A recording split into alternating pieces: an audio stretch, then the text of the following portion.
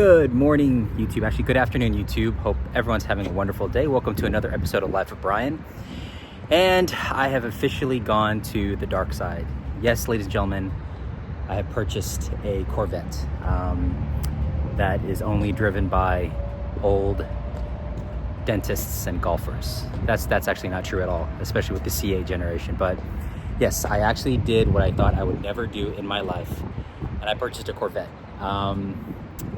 Now, I've never been a big fan of the Corvette, to be completely honest, guys. I think the C8 looks fine, but I just was not as blown away as I think most people were. And, you know, the Corvette, I think, gets kind of a lot of hate and a lot of hating thrown on it for a myriad of reasons. Some people say the chintzy interior, some people say it's kind of a poor man's XYZ, a poor man's Porsche. I've never been violently opposed to them. I've just never been a huge fan. But interestingly enough, I always said to myself, if I ever actually ended up getting a Corvette, it would be a ZR1, because obviously the ZR1 is the kind of the top of the pecking order in terms of performance. This particular 2009 ZR1 is a supercharged V8, 638 horsepower, was the fastest and most powerful car produced by Chevrolet at the time, and still now. I mean, you look at the Nurburgring lap times that this car put up, 0 to 60, that sort of deal. It still stands the test of time. It's still up there. This, in fact, beat the lap time of the Carrera GT and was inched out barely by the Ferrari Enzo. So again, supercar power, but not for supercar hypercar money for sure. I like the way it looks, quite honestly. I'm not, I don't think it's the best looking car of all time, obviously. This is the last generation, not the front engine, of course. The C8, the C7 had that as well, but the last generation with the circular headlights, which of course the Corvette is absolutely known for, which was done away with the C7 generation. So just as a quick backstory, guys, sorry, the car is absolutely filthy. It got into a couple of rainstorms on its way to me, and also I'm gonna have to get the carbon fiber lip here fixed. I stupidly went to a car wash to try to wash it for you guys before I shot the video.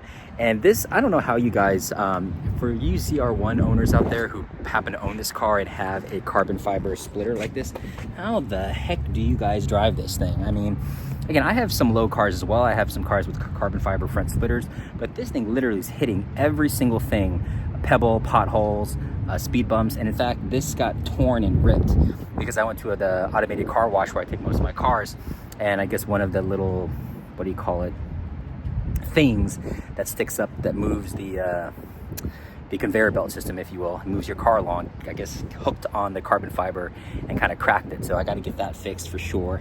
I definitely got to give it a wash. It's absolutely filthy, guys. But yeah, I mean, overall, it's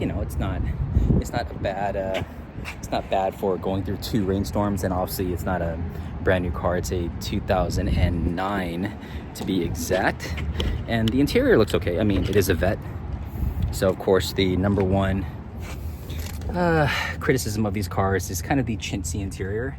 It's actually not as bad as I thought, guys. I had these seats are horrible. They are as horrible as everyone says. I've basically kind of raised the bolstering on the bottom all the way up. I don't know if something's collapsed here or missing, but it feels like the left side of my leg is sinking, and I'm kind of crooked. But anywho, yeah, these seats are horrible. But the 6-speed manual is pretty good, shifts pretty well. The interior is not bad. I had a 2004 Dodge Viper, and I would say that was equally as chintzy and not aggressively high quality as well. So again, nothing to write home about, but nothing to aggressively smash. So yeah, I mean, it's a comfortable, good driving position. Again, the 6-speed manual feels good, shifts pretty well. Not the best shifter I've ever had, but this is pretty archaic, and everything else is kind of, just okay to look at. But again, not as bad as people say. So overall, I'm happy with it. I think I got a really good deal on it. When I got this car, actually, this was actually the most affordable ZR1 out there with of course, you know, not a branded title, that sort of the flood damage, et cetera, but I do like the car. I do like the way the car looks. Of course, you see the little viewing for the supercharger, or the at least the manifold on top. So that's pretty cool. These headlights I'm not too crazy about. I think I actually like the C7, C8 era headlights better, but you know, you can't have everything. So yeah, so for my driving impressions, all I did was take the car to the car wash and had the front splitter almost ripped off. And getting the car down from the truck, the trailer, was a little bit of a interesting endeavor as well. That front splitter, guys, yeah, not to go back to it, good lord, that thing, it doesn't look like something crazy low, but you just can't drive with that thing. Like, it's just, I don't know what it is, guys. It doesn't look like it's that low to the ground, but I'm telling you guys, it hits everything, and I cannot imagine, you know, driving this more than a few days without ripping it or hitting it on something. So that's definitely a concern, something I'm going to think about. But yeah, overall, I'm very happy, very pleased.